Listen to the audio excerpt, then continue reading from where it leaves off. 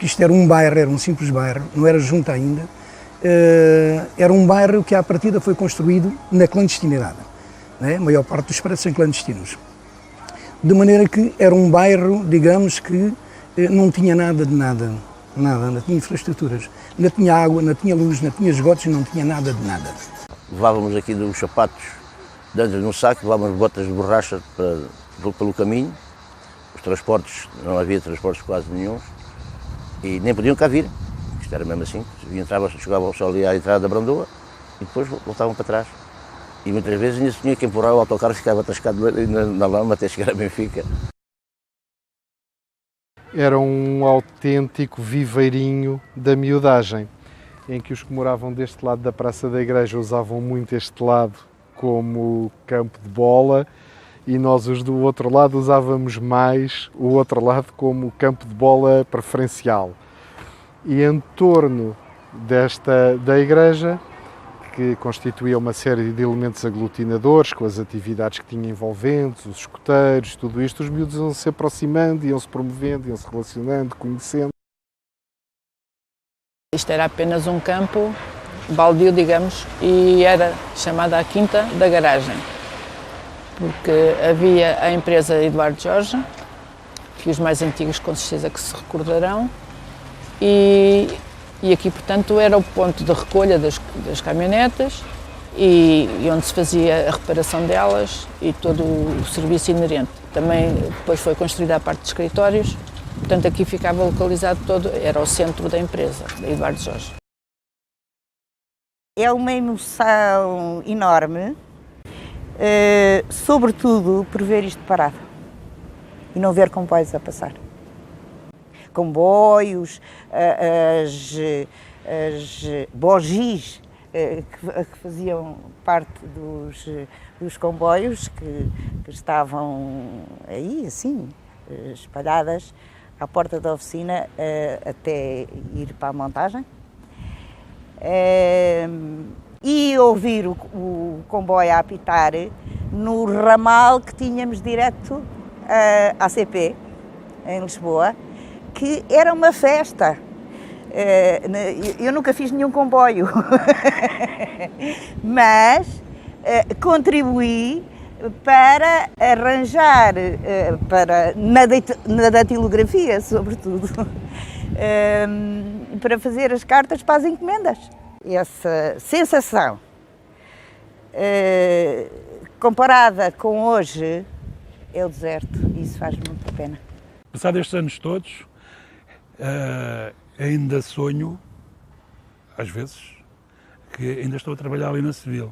Fartei-me de aprender coisas. Fartei-me de aprender coisas. Aqui aprendi imenso, a conhecer as pessoas, a tentar perceber porque é que as pessoas funcionavam e reagiam assim e não de outra maneira. Foi a minha primeira grande faculdade, a minha primeira grande universidade é a Sarefan. Depois tenho outras, mas esta é a primeira. Entrar aqui, ver isto tudo abandonado, é uma tristeza. É uma tristeza não apenas no sentido de estar abandonado, é uma tristeza no sentido de como é que é possível, e aqui não se trata de governos de direita nem de governos de esquerda, trata-se de como é que é possível um governo que pelo menos podia ter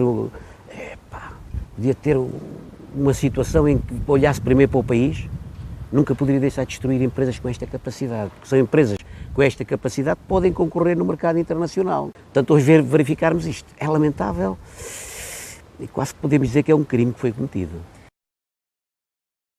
Olhando para a Venda Nova é desolador ver os milhares e milhares de postos de trabalho que aqui existiam e que hoje desapareceram completamente. Portanto, estas ruas, eu costumo dizer que eram formigas, de manhã as pessoas umas para um lado, outras para o outro, na substituição dos turnos, e hoje a gente passa aqui de manhã ou à noite e não vê absolutamente ninguém.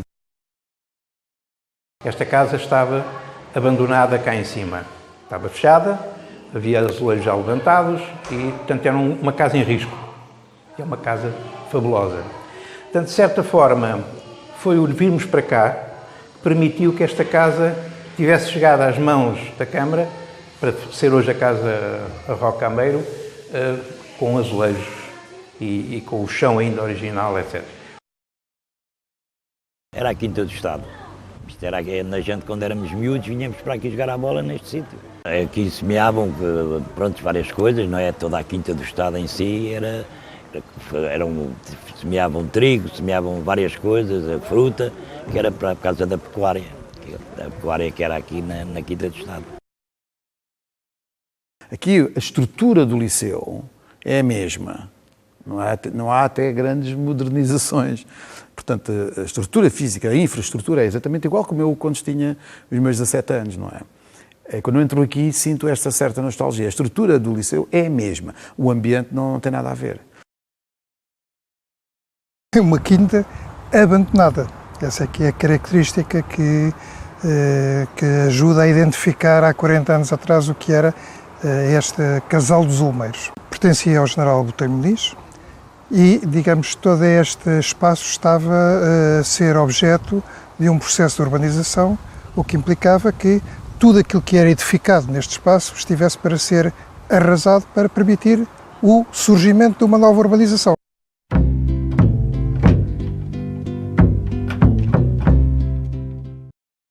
Ora, isto começou no ano 1969-70, na passagem do ano. Um grupo de amigos que frequentava o Café Central lembrou-se de fazer a passagem de ano. A seguir à passagem de ano, veio os bailes ao domingo na Cave. Falei com o dono do café, que era o Tio Estevão, que nos apoiou sempre em tudo, e ele autorizou que a gente fizesse os bailes na Cave. Entretanto, um dia, um domingo, aparece a GNR com o dono do cinema, que nós tirávamos a clientela ao cinema. Foi nessa altura que estávamos 5 pessoas na mesa, sentados. Há uma pessoa que diz, há um que diz, que foi o Gustavo Carias, vamos fazer um clube. Há aqui duas equipas no Café Central, vamos fazer um clube. E foi a partir daí, fui buscar um papel ao Tio Estevão, escrevi, se queres ser sócio do novo clube, assina aqui o teu nome, e coloquei aquilo na parede, pus o meu nome e o nome do Gustavo Carias, e ali as pessoas continuaram a pôr. Portanto, fui atrás dele assinar o papelinho dado lá no PVN, exposto na parede, eu e mais 100 e tal pessoas, não é? Ou 200 e tal, não sou eu. E não é por ser número 1, número 4, número 5, que eu sou o número 35. O meu filho é o número 36. O meu filho é sócio da União, o meu filho tem 48 anos e a minha filha tem 44. Qualquer deles são sócios. O pai é que paga as cotas. Nós consideramos sempre que os materiais arqueológicos, quando saem da terra, pertencem a toda a gente, não pertencem a ninguém em especial, mas alguém tinha que os guardar. E não havia nenhum local que a Câmara de Oeiras, que era quem mandava aqui, e que considerava isto, portanto, as traseiras do Conselho, portanto, não havia nenhum local onde se pudesse colocar esse material. Daí que, em 73, no final de 73, nós conseguimos autorização para vir para esta casa fazer o Museu da Amadora, não propriamente um centro cultural. Só que em 74, com toda aquela efervescência a todos os níveis, não é? As pessoas sentem-se chamadas, já não limitadas, mas sentem-se chamadas a participar num mundo social que de repente descobrem. Os moradores da Dameia, em determinado dia, uma quarta-feira, isto porque o cinema da localidade estava encerrado às quartas-feiras para descanso do pessoal, para limpezas. A sua entidade proprietária cedia à população o cinema para nós podermos realizar plenários de população para discutir os problemas que afligiam a população da Dameia. E no decurso de um desses plenários surgiu a proposta de se ocupar este espaço para fins de apoio, quer à infância, quer à terceira idade. E assim surgiu este sonho tornado realidade.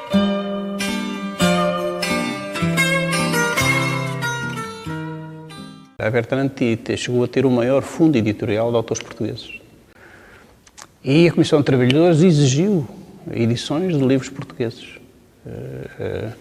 Lembro-me que alguns a administração não queria editar e nós conseguimos, pela nossa força, que eles fossem editados. Tivemos várias situações em que se vieram a apreender, por exemplo, quando os lobos uivam, do Aquilino Ribeiro. Mas sei, por exemplo, que contava-se com uma anedota lá na loja, como graça e para mostrar a ignorância ainda bem que eles eram grandes, que, em vez de levar o capital do Marx, levaram o capital do Eça de Queiroz. Eu era fundidor, moldador manual, entrei para a empresa em 1968, com 14 anos. Existia uma escola de aprendizes em que, na altura, éramos 10 ou 12 miúdos e, portanto, criou-se ali um laço de amizade muito grande, foi crescendo connosco e, obviamente, que desde crianças até chegarmos a adultos, quando lá chegamos, realmente há sempre uma empatia grande, há como já disse, uma camaradagem grande. Aqui o equivalente hoje a diretor de recursos humanos, um tal Dr. Pacheco, era o coordenador dos informadores da PIDE aqui de toda a zona industrial da Venda Nova. E havia aí um outro senhor que era o responsável daquilo que na altura era o embrião da área de higiene e segurança no trabalho, que era inscrito, militante, não sei, da Legião Portuguesa. A turma que entrou comigo lá para a escola de formação em 72, a dada altura aquilo não estava a correr bem, porque nós não nos portávamos lá muito bem e os monitores e os mestres estavam a ficar, enfim, incomodados e preocupados. E então fomos chamados um por um a este senhor, e eu hoje lembro muito bem da entrevista que ele me fez.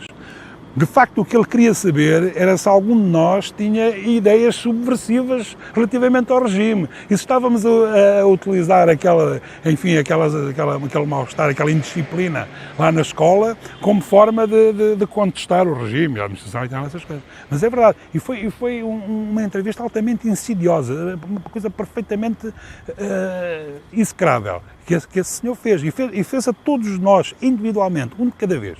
As reuniões eram assim. Aqueles que trabalhavam, chegavam cá, via o Valdemar, já faleceu. Vai lá que eu tenho umas coisas para contar e tal. Pronto, havia sempre novidades. E tal, se a gente fizesse assim, se fizesse assado, era perigoso. Quem é que não tinha medo da PIDE? Era aí nessas lojas. Lá conversámos um pouco, pronto, cada um saía um de cada vez, que era para não parecer que houve ali uma reunião, não é?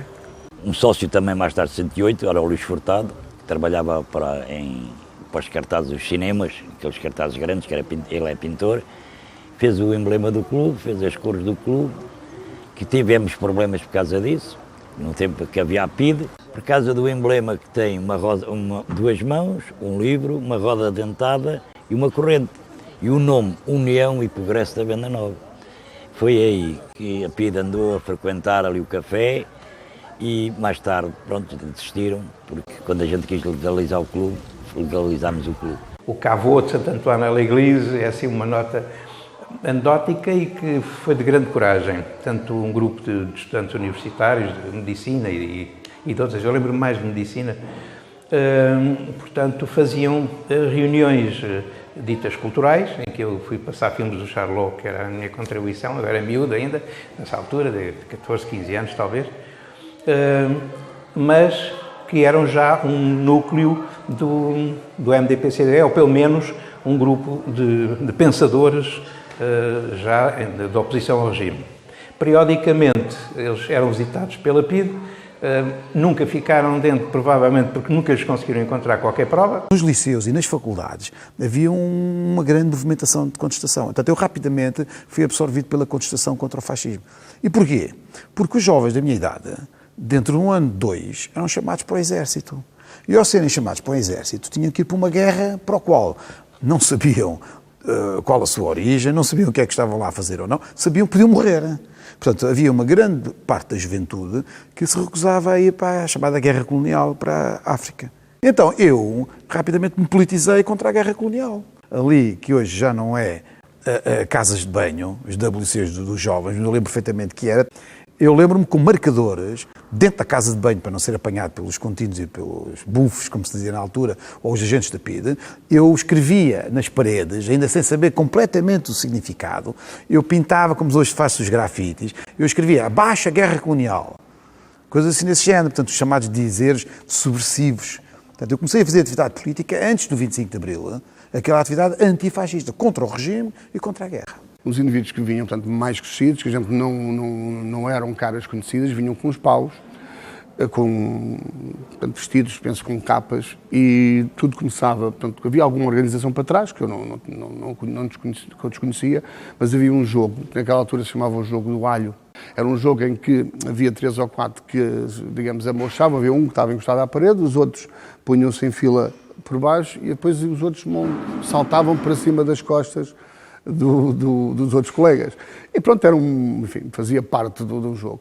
E aquilo acabava por quê? Por criar ali um aglomerado de estudantes que se juntavam ali para ver o jogo do alho. Portanto, e era nessa altura, no jogo do alho, que depois eram lançados panfletos contra a guerra colonial.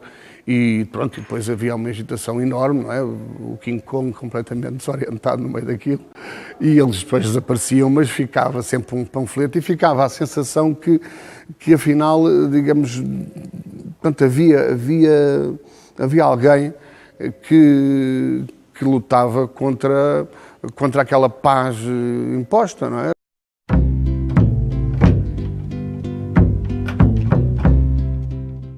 O meu avô tinha uma quinta na Machoeira que vendeu para comprar esta quinta. Depois construiu ali aquelas casinhas baixinhas chamadas na Rua das Fontainhas, que ainda estão lá algumas, e depois vendeu-as para construir a garagem. Portanto, a empresa tinha como finalidade transportar as pessoas da zona rural para o centro de Lisboa. Aliás, ele até punha as filhas a contar as pessoas que iam a pé, apanhar os elétricos ali a Benfica, para ver se lhe dava resultado, quando ele iniciou, se lhe dava resultado pôr uma caminhonete. E depois as filhas contavam as pessoas e depois chegou a certa altura e ele achou que sim, que era proveitoso. E então começou a empresa. Pronto. E então as pessoas transportavam, as caminhonetes transportavam as pessoas da Amadora para ali para a raquete dos elétricos em frente à igreja de Benfica.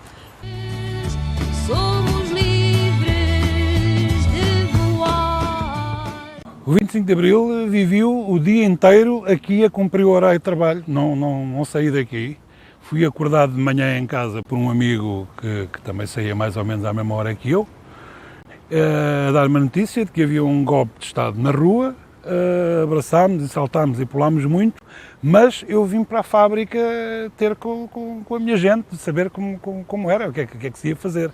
Não se fez nada, viveu-se aqui pacificamente, toda a gente agarrada aos rádios que foram aparecendo, ouvindo as notícias, mas o dia decorreu sem nenhuma altercação. No 25 de Abril nada aconteceu, porque houve uma comissão, tudo ficou na mesma, porque houve uma comissão de trabalhadores, um plenário, mas não foi decidido não sanearem o meu pai, que era o gerente na altura. Também não me sanearam a mim, não sanearam o meu primo, que era chefe das oficinas, portanto a família ficou integrada na empresa, continuou tudo como estava, porque nessa altura já havia as instalações de Queluz de Baixo, que entretanto isto foi urbanizado e a empresa vendeu aqui as instalações para fazer as instalações em Queluz de Baixo. Foi muito especial. Eu costumo dizer que eu nasci pela segunda vez, ou seja, eu sou filho da minha mãe, obviamente, como toda a gente tem uma mãe, e sou filho do 25 de Abril. Amanhã, às 9 da manhã, quando nós tínhamos vir para a escola, a minha mãe já me estava a alertar quando nós nos levantámos,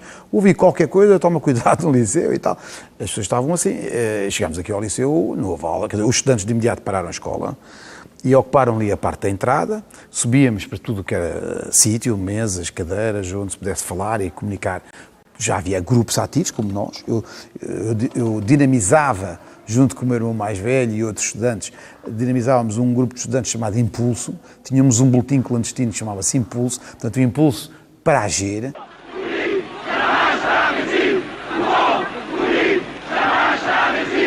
Aquela época foi muito enervante por muitos lados. Para mim era muito enervante porque estava sempre a embarrar na política que não fazia parte do meu currículo. Nós éramos jovens e tínhamos uma ideia na altura, dinamismo em relação à sociedade, e tínhamos uma vantagem que não se tem hoje. Hoje uma parte assim dos políticos que andam na nossa esfera procuram lugares. Naquela altura ninguém procurava lugares. E a nossa maneira de pensar era uma maneira dinâmica, no sentido de alterar a sociedade, criar uma sociedade nova, criar uma sociedade diferente, onde melhorasse as condições de vida dos trabalhadores. Portanto, para nós naquela altura aquilo tudo, não havia nada a fazer, aquilo era em frente, não é? E isso animava-nos muito, não? Animava-nos muito. Depois tínhamos boas equipas que também nos ajudavam. Toda a sociedade tinha uma forma de se comportar alinhada com os ditames do regime. Os chefes de secção aqui não fugiam à regra. E quando se deu o 25 de Abril e quando toda a autoridade instituída começou a ruir, é natural que essas pessoas tenham sentido que a autoridade deles também não tinha como sobreviver. E alguns, bastantes, decidiram então optar por se filiarem no partido dominante, que era o PCP. Para quem não era aderente da força política que dominava, como era o meu caso e mais alguns, que apontávamos claramente isso como uma atitude oportunista dos dois, oportunista do indivíduo que antigamente era todo pró-administração, representava a administração naquilo que era um ambiente mais ou menos repressivo para toda a gente, para os trabalhadores. E depois, a seguir ao 25 de Abril, adera à força política que diz que vai mudar a sociedade e tal. E a força política também se aproveita disso, porque essa autoridade desses chefes acaba por reverter também a seu favor, na forma de se ir cimentando, se ir consolidando a sua influência na fábrica. Havia um misto de medo, por um lado, porque não sabíamos como é que as coisas iam acontecer, por outro lado, de esperança, e, acima de tudo, uma grande união no sentido de que as coisas avançassem e que deixássemos estar sujeigados àquele regime que realmente toda a gente estava farto, não é? O 25 de Abril quebrou com muitas amarras, aquela repressão de não poder falar, não poder participar, isso abriu como se fosse uma panela de pressão que abre, nós tiramos a tampa e levou-nos a participar, o entusiasmo, querer fazer coisas em prol, neste caso, do bairro, não é? Mais sentido de contestação, de liberdade, uma liberdade ampliada que na altura não tínhamos, os pais com posturas mais defensivas, a terem certos cuidados sobre nós que não tinham na altura, a alertar-nos para coisas e a terem connosco conversas que nunca tinham tido antes, essencialmente dessa forma. A parte cultural não existia praticamente. O grupo foi formado em 74, a seguir a 25 de Abril, formou-se também um rancho folclórico aqui neste sítio. Íamos ensaiar uma casinha que estava ali, também era só lama, e miúdos pequeninos.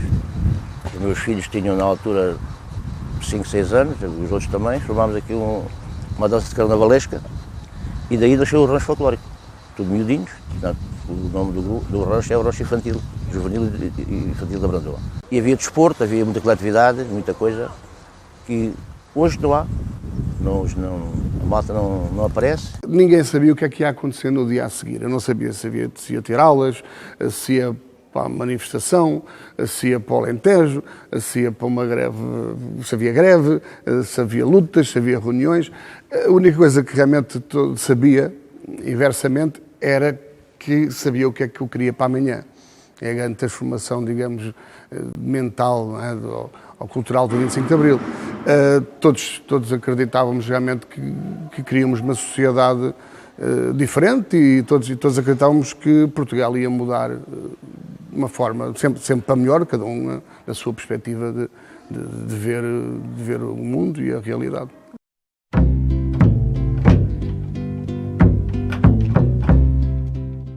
Antes de chamarem-se conselhos diretivos, começámos a chamar comissões de gestão da escola. E quem é que forma a comunidade desta escola ou de qualquer escola? São estudantes, funcionários e professores. São as três partes da comunidade de uma escola. Se são estudantes, funcionários e professores, qual é a comunidade mais significativa e mais numerosa? São os estudantes. Qual é a menos numerosa? São os empregados, portanto que chamávamos contínuos. E a outra intermédia são os professores. E nós elegíamos, proporcionalmente à composição da escola, a nossa comissão de gestão da escola tinha uma maioria estudantil, 5 estudantes, 3 professores e 1 ou 2 empregados. Obedecia à composição. Claro que isso hoje é considerado um absurdo, que é estudantes maioritariamente a dirigirem a escola. Miúdos de 16 anos a dirigir uma escola, não é pensar, tem que ser professores. Agora já nem professores, agora é um diretor.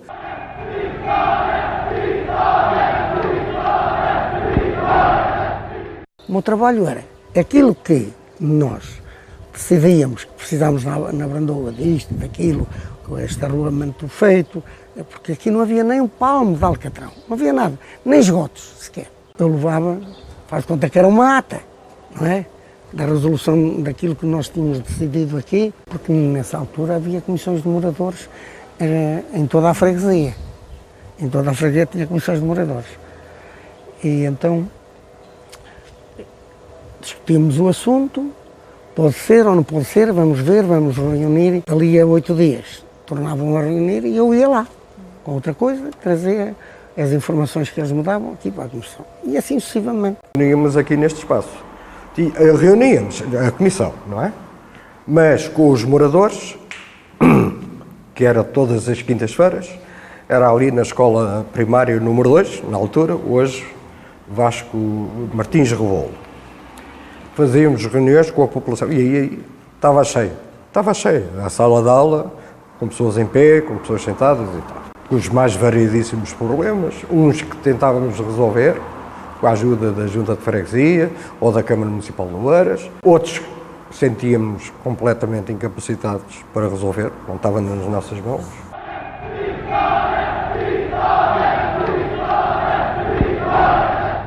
Estas instalações, isto era uma casa de habitação, não reunia as condições para a GNR.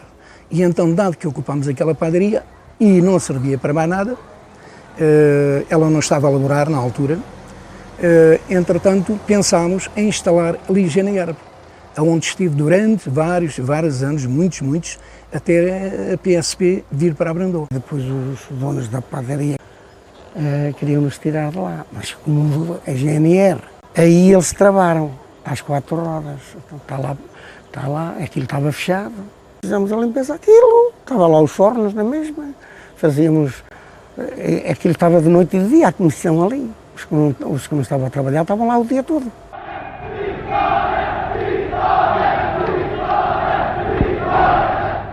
Trouxemos tendas de campismo, montámos, dormimos cá, uma quantidade de pessoas a dormir aí naquela noite e a continuação até o Dr. Freire dar a autorização realmente para, pronto, que isto podia ser feito aqui. Mas entretanto, isto antes de ser entregue a nós, foi entregue à Comissão de Moradores. E a Comissão de Moradores é que depois nos entregou a nós, mas para não fazermos nada em cimento. Mas naquela altura fazia-se tudo. O primeiro foi arrancar as árvores todas que havia. Depois foi preciso fazer uma vala grande desde ali até abaixo, para pôr uma conduta grande, enquanto esteve em obras e até começaram ou não começar. Fez-se aqui algumas coisas, fez-se aqui uma corrida de motas. A primeira casa foi aquela que era onde guardavam a ferramenta, guardavam os materiais. E depois foi feito a pouco e pouco. Tá? Por volta da meia-noite, onde, quer dizer, com isqueiros acesos para iluminar, não é? Alguém trouxe, portanto, um Petromax ou coisa assim no género, não é? E foi assim. E logo nessa noite, com medo ou com receio de que a coisa pudesse reverter contra o interesse da população, houve quem se voluntariasse para ficar aqui a dormir. E passaram cá a noite, não é? E passaram muitas noites a seguir. E no fim de semana a seguir, nesta escadaria por trás de nós, foi feito outro plenário. Então uma coisa foi, porque lá embaixo estavam para aí 150, 200 de pessoas no plenário do Cinema Dom João V, foi ratificar aquilo que tinha sido uma decisão, para que não acusassem que havia aqui uma intenção obscura de roubar, entre aspas, o que quer que fosse. E portanto houve aqui um plenário, isto era um mar de gente, onde na realidade se discutiu abertamente e novamente foi ratificado que o fim da propriedade devia ser destinado a fim social, não é? Infância e terceira idade. Aqui se juntaram desde trabalhadores da construção civil, metalúrgicos, portanto carpinteiros, mecânicos, não é? Outros com profissões liberais, engenheiros, arquitetos, o que quer que fosse, cada um dava aquilo que tinha para dar. E portanto o somatório disso tudo, aproveitado, construiu esta realidade.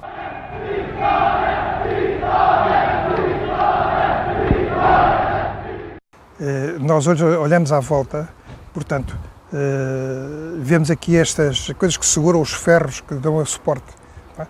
Com azulejos. Nós íamos tirar isto para revestir com o quê? Então aquilo que estava bonito íamos estragar, não é? Portanto, tentar aproveitar e cumprir ou, quer dizer, colmatar o que já não existia. E foi isso que se fez, não é? Seguindo, acho que já lhe referi, o princípio de Lavoisier, quer dizer, aqui dentro nada se cria, nada, tudo se transforma. A minha profissão era bancário, não é? E em casa nunca fui artista de grandes pinturas, não é? Mas desde pintar ali com a ajuda da minha mulher e de colegas de trabalho, não é? Pintar o posto médico. No fim, o primeiro posto médico que tivemos aqui tinha mais tinta nos braços, não é? Do que havia se calhar na parede, porque na realidade, quer dizer, era um artista verdadeiro, não é? Mas desde cimentar o chão, quer dizer, perguntavam-nos como é que é, estender aqui a coisa, pá, para a frente, vamos embora, estender o cimento, não é, no chão. E eu achava que aquele era o chão mais bem construído aqui desta coisa.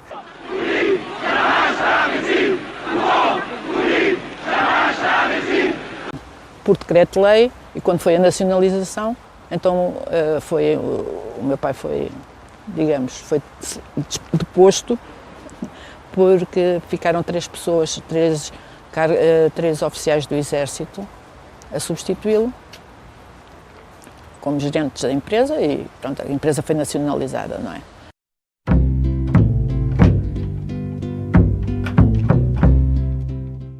Sabe que a Igreja tinha uma organização de escuteiros próprias, o Corpo Nacional de Escutas, mas na altura surgiu aqui uma outra estrutura de escuteiros, que era a Associação de Escuteiros de Portugal, que constituiu um grupo aqui na Praça da Igreja. Havia um campo e gestas e moitas e enfim, até às vivendas da Gonçalves Ramos, que hoje estão decadentes, as que ainda resistem.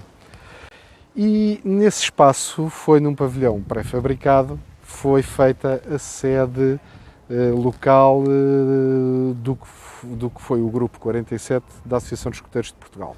Pareceu-nos que ali havia mais liberdade, quer a mim próprio, ou que era mais atrativo, porque era um bocado aldeia gaulesa, aquele grupo de escuteiros, não havia muita ordem.